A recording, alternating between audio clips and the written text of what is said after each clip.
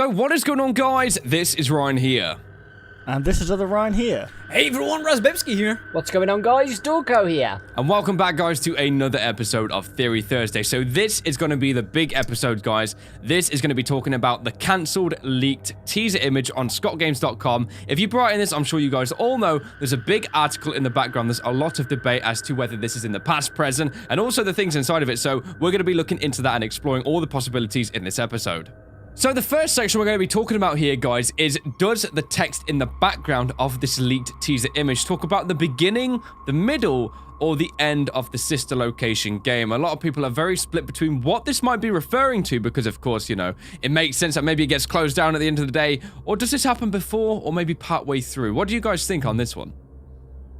It's a very tough one because we know Scott likes to jumble around the timeline of all of his FNAF games. So for him to actually leak something like this, he's doing it for a very specific reason. He wants us to believe a certain thing, and we know he'll always go in the opposite direction with it. So I'm going to say personally that I don't think he would spoil the ending of the game before it's even released. But I think this might be the backstory of what's happened. Like, this is part of the lore that is happening. For example, something happened, gas leaks or whatever, maybe gas leaks in quotation marks. And then they get moved to the factory, and the factory is where we actually start to play. Yeah. Oh yeah, completely 100% agree. Again, Scott is not going to reveal the ending to the game because that's pointless. That's just bad storytelling. Other than the information that we already have on the Steam page and the little bits of information we have on the pictures on IndieDB, we don't have a lot to go off of so far. And he wanted to change the game, he wanted to change how things work, so what better way than going from a bedroom or a FNAF restaurant to a factory where they could be stored. There is another element of danger there because you're completely isolated. The factory where we play could be very, very interesting, and it's a nice change of pace for Scott to do that. But I definitely think this is the prologue to the story. Yeah. Because it's setting it all up, but it's giving us enough intrigue at the same time. It's giving us a hint to what's going on, but by using words like apparently a gas leak, and then it's got the things getting moved late at night. It's all very suspicious and dodgy because why would you move things in the dead of night? You wouldn't move things in the dead of night because that's a very antisocial hour and you're probably going to have to pay your workers more money, aren't you? So financially speaking, you would move things during the day. So it's all very shady, it's all very mysterious, and he's building the hype towards the game. So this is the beginning of setting up the story for us. It fits in perfectly well. If you remember a while back, we got a source code of the schedule for the animatronics, what everyone was theorising about the animatronics being moved to parties, and it makes sense because Baby's Pizza World is now dead, it's gone, so they've stored them in a factory facility, and they want to keep the business going, so they just use the animatronics for party schedules, and I think that works well.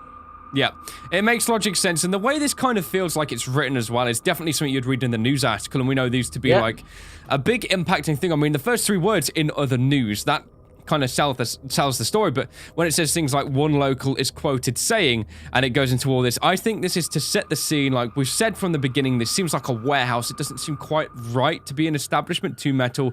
I say that every single week, and I think this really just backs up the fact that this is giving us a description as to why we're going to be playing in the new location, because it doesn't seem right. Why would we spawn and start night one on in a warehouse when usually we used to pizzerias?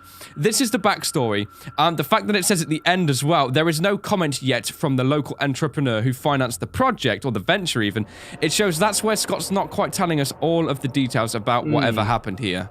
So he's kind of telling us a little bit, but there's still a bit more we need to find out. Who is this entrepreneur? I think we could probably begin to theorize about this with a little bit of consistency, exactly. But yeah, definitely this is before. If it was after, like, why do we need to buy the game? Yeah. Exactly. A big, jump scares are one thing, but Scott's made his impact in the gaming scene because of the way his games play out. Because they're not just, they're not a genuine horror. It's not a jump scare city. The jump scares are good, but the story is also very impacting. And that's what's got a lot of us. I mean, that's why we're doing Theory Thursday, man. That's why. Yeah. So that alone, I think, pretty much says this is going to be the intro and definitely not the end of the game.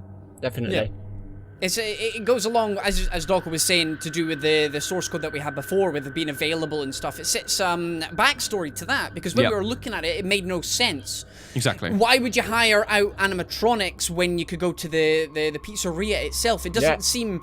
Because I could understand sometimes that you would want to hire out Freddy or that, but Freddy needs to be at the location, because that's what you've built your establishment around. You've got your... If I was Little Jimmy and Little Jimmy wanted to go to Circus Baby's Pizza World, I want to go to see Baby. But if Baby wasn't there because somebody else had hired her out, it would make sense. I would be disappointed, and they would get a bad reputation. So it just it ties it all together quite nicely, which is great to see. It's setting it up for the big hype and explaining everything, so when we go into the game, we know exactly why we're there. Yeah, exactly. So in the second subject today, we're going to be talking about the children that actually got to go to Circus Baby's Pizza World, try it out, and we're sort of the test subjects, or the lab rats, if you will. The quote is... One local is quoted as saying, "Everything just stopped. There was so much excitement built around this place opening, and then they just stopped talking about it. There was only a handful of people that ever got to look inside. Kids from here and there, making sure everything worked right, you know. I guess they weren't quite as ready as they thought they were. Now, if these kids went inside, then obviously something has happened. Something major has happened. They blamed it on a gas leak, but I think these kids going inside have a massive impact on the story. What do you think, boys?" Yeah, we made a good point last Theory Thursday that these animatronics who have been possessed by something could be these kids from Baby's Pizza World. And again, it's more dead kids, you know. But I personally think that this is another act of Purple Man. I think he's, like Raz said, he could be testing something, like he's killed more kids again, lured them into this place and killed them, and now more animatronics are possessed. Or Purple Man is just being a complete poohead once again, and he's destroyed another pizza place and stole these animatronics for his factory, because it's suspicious why a group of people in the middle of the night have took these parts. We don't even know what's under these tarps yet, but I'm assuming it's definitely the animatronics and all the others, all the other parts and stuff, and he's took them to his factory, and we know the factory's Afton Robotics, and we know William Afton's Purple Man, so it all links up to me that Purple Man has caused this situation at Baby's Pizza World to happen. Yeah, an important thing I want to quickly say, and I misread this the first time a couple of weeks back when we first saw this, said kids from here and there making sure everything worked right, you know. So that's not saying that the kids were the ones making sure everything was working. It's just saying that kids from here and there went inside, and also they were testing to see if things were working, and it's kind of just like speaking quickly. So it mentions nothing about kids coming out of this place, and I've never known exactly kids to enter an establishment like a food place. Why would or whatever this was going to be a circus place? Why would they get kids in there to see how things are working? Like, you'd want adults to put things together, make sure that everything acts properly, which again suggests that there's something that's going on under the what I guess we could say the tarps here, because we don't really know exactly what's going on. For example, it does say like strange things were going on during the night. Yeah, what the newspapers and things like that seem to be being told us that there's a gas leak, so it seems like it was intentional. And we know that these animatronics are most certainly linked to Afton Robotics as well. So it's tying all these together, and you know, he would know probably how to manipulate these guys into murder, and he could definitely set the scene knowing it's his thing. And if he's taken them back to then maybe his own facility or something that he's got like as a stationery, then that's just even more crazy, because we're involved in that. We know these animatronics also have a conscience, which almost backs up the fact that there's going to be some form of living person, or at one point that is inside the suit, sorry. And but there's so many ways this can go, because now we've got like, you know, Fredbear and Friends, 83. We've got, of course, the Fredbear's Family Diner. We've got the Freddy Fazbear's Pizza. And it's just like, where does this fit in? Until we get a date, we can't 100% solidify how this fits in with the story. Yeah, I know what you mean. You guys pretty much covered everything, but like, it is very strange how they decided to get kids to test that everything was working. Obviously, like a freebie, they said to some kids on the street, maybe, you want to come check out this, see if it's all, like, you want to come check out Baby and stuff like that, maybe. But it's just strange why they would, I don't know, why it would then shut down after so soon. It's really weird. Like, there's no mention of them coming out, but there's no mention of missing kids at the same time. So it's kind of like it's a kind of guessing game at the minute, as to what's happened. But as we know in the past, we know that things have gone wrong involving children being stuffed into suits, being accidentally chomp of 83 or whatever you want to call it. Multiple things like that have happened involving children. So we can safely assume that these children definitely have something to do with why it closed down due to gas leaks. The thing I want to talk about with the children, they're going in as target audience, aren't they? Yeah, like the whole restaurant is targeted to families. They want to bring their children along to them. The animatronics aren't for adult entertainment. They're for the children's entertainment. So they want to make sure that the animatronics aren't scary, that kids will appreciate them. So you'll probably have a variety of ages. You'll have, say, a 3-year-old, a 5-year-old, and say a 7-year-old in there. And just to see what each one of them thinks, they'll ask them separately, what did you think of Baby? How did you like Foxy? Who was your favorite animatronic in there? And something has happened to these children. With the Purple Man has set this whole thing up so he can kill these children without, they'll just say to the parents, bring them along, see what happens, wink wink, nudge nudge, gonna stab them. But that's what I think's happened there. The main point that I want to talk about just now is, obviously, we've all been speculating about these animatronics, and if we go back to the original Five Nights at Freddy's lore, the animatronics have been reincarnated, or the spirits of the dead children have gone into the animatronics, and that's what brings them life. And we've been wondering how Baby, Funtime Foxy, Funtime Freddy, Ballora, etc. have this life, or this reincarnated design, and that's where these children come in. I really, really do think. Otherwise, why would Scott be mentioning children here? It doesn't quite make sense. And there has been a heavy comparison between the girl with the red head and the pigtails, or the orange hair and the pigtails from FNAF 4. So potentially this is how they've been linked in. If we go back to the location in Five Nights at Freddy's 4, we see various children outside and in the minigames, and potentially what they have done there is, you little girl with the pigtails, I see that you like Freddy here, how about you come to our new establishment, slightly different animatronics, but roughly the same deal, you know what I'm saying? See how you like this new place, and that is how Purple Man's got his victims. He's already picked them out. It depending on how certain serial killers work, but a lot of them pick their targets out first. They don't just pick the first person they come across. So that is maybe another way to look at it. Maybe Purple Man has seen this girl, targeted her, and that's why the animatronic looks like her as well. He's already made the animatronic and then decided to see if he can put her soul inside it and what sort of make life from there. Totally crazy, totally out there, but you never know with Scotty Boy. Yeah. It could be another thing where Purple Man didn't actually intend to kill anybody. He just wanted the animatronic. So he snuck at the back, did the gas leaks to close the place down. And a few people died, like maybe some workers or something, or some kids as well.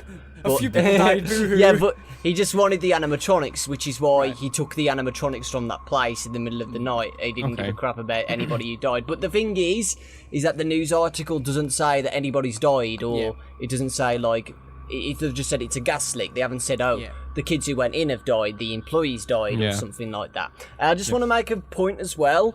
The quote, what that man talks about the kids, and it says, if you read it in the voice of Phone Guy, it sounds very similar to him, because he says all the time in the phone calls. Great, that's great. That's a good spot, actually. That means that's really interesting. And that says he's a local too, meaning that potentially this could have been built near Freddy Fazbear's Pizza. Yeah, exactly. As like a competitor. Something as well that I was just thinking about off the top of my head is that it mentions gas leaks, and then it mentions like strange activity around the night. And it just makes me think maybe the gas leaks could have been used for all we know to sedate the children as they went in, and then maybe like in the night the guy went back in there. Yeah. And then he could do the stuffing on all of his things, because someone knows about the strange activity again. But that point about the whole thing, that's interesting, because that might not just be... That might not just be a way that Scott's purposely writing. Accidentally writing, because he does things for purpose all the time. Yeah, because the person who says it, he says, guess they weren't ready, like a proper grudge against them. And the thing is, we don't know whether Freddy Fazbear's Pizza is still open while this is the location, because this location says, we're not like those other locations, we're better. That's true. So maybe someone's done something to that location to keep Freddy Fazbear's Pizzas opened. Interesting. Now, there's been a lot of debate whether this gas leak was intentional or an accident, but from the past locations, about people died in the locations, and then the pizzerias just try and wipe it away without trying to show that it was just an accident. It wasn't us. It was just an accident. So what do you guys think about that? Do you think someone's intended to the gas leaks, which is what I think, or it was actually just an accident? I think it was definitely intentional, because the way this article's written as well, it seems like when they bounce off the concept of gas leaks in the building, like that just being a genuine hazard, they then always kind of bounce off of that by then saying, like, sources close to the establishment question the reports. So instantly we know there's something else going on under the hood here. And especially where it says strange activity during the night, and again at the end, the large group of cars surrounding the place, removing things again in the night. So something might have happened here. It must have been intentional. And like these guys have intentionally gone in the night to get rid of all of these things rather than in the daytime. So something strange has happened here inside that we don't know, because they don't want any of these other shops seeing the equipment being moved out. Something's wrong with this equipment. Yeah, I think maybe a better question to ask is this gas leak even real? That's what I was going to talk about, my man. Are they even real? Because if you they say reported gas leaks. Like if someone's in on it with this guy, they can easily just say, "Oh yeah, something's gone on with the gas valve. We just need to shut it down." You know how fast as well, like news people have to jump on a topic. Exactly, yeah. So it feels like something more sinister has happened, and it's definitely got to do with the death of children somewhere along the lines. It's easy to cancel a place, though, isn't it? All you need to say is it's a gas leak, health and safety issue. We have to cancel the grand opening. It's simple. Nobody's going to check that out. Nobody's going to question it because you're looking after the people. It's perfect. It's easy. I don't think there was a gas leak at all. I genuinely don't. There are a couple of words. Why? Apparently cancelled. There are two words right. Very, very close to each other, because you would delay. If you had a gas leak, you would fix it and you would delay it. You would come out with a statement saying, we're going to delay it for the time being, hold on to your butts, keep the excitement alive, ladies and gentlemen, because we are going to be having a grand opening. What we'll do instead is we'll give you 20% pizza off. On the first day. Your price is you'll get a free drink. You'll get a hug with Freddy. Just don't go too close to his mouth, you know what I'm saying? That's what I would do if I was the PR for this company, but they don't want it to open. They've flat out refused to open this. So unless it's a major, major gas issue, then I don't think it existed ever. It's interesting how the local entrepreneur, whoever that may be, because we still don't know. I think Scott's put that there intentionally. Because we're going to learn who this local entrepreneur is, whether it's Purple Man or Phone Guy or someone like that. Someone who we don't even know about yet, which would be even more interesting. Someone new as well. Or he could have died. I don't know, because they don't know what's happened to him, because he hasn't spoke about it. So maybe he's dead. Maybe Purple Man killed him or something like that. But yeah, I think it's definitely it's hard to say, but I definitely think something did happen, and they're trying to hide it as always. They always do it. They just hide things because they don't want anybody to find out what's happened. So yeah, I mean, the fact of this local entrepreneur, whoever he is, I can barely say that word correctly every time, I just realised, but whoever he is, like, I personally believe that the person who sabotaged Circus Baby's Pizza World has some sort of rivalry or anger, hate, malice, whatever it might be, towards this guy for whatever reason that we don't quite know yet. But whoever this was, he destroyed this pizza place, and it's unclear again if the local entrepreneur who was the one who pulled these guys away, pulled them back to this warehouse. We don't know if it's him. It might have been him. It might be the situation where it's like a no comments scenario at the moment.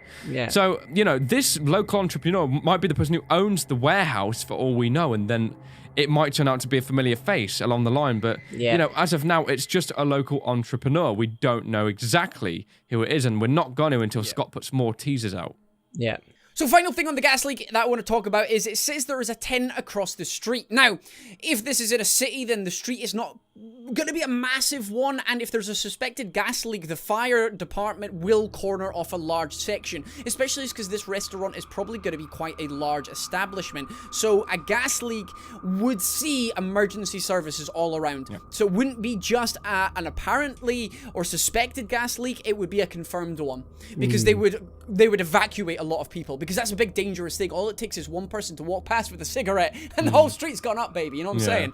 So That's another point there saying that I think this gas leak was fake. I'm just going on what I perceive in Scotland to be what the emergency services would do. Maybe in America things are treated a little bit differently, but from a health and safety logical point of view, I would evacuate a big portion of the street. Yeah.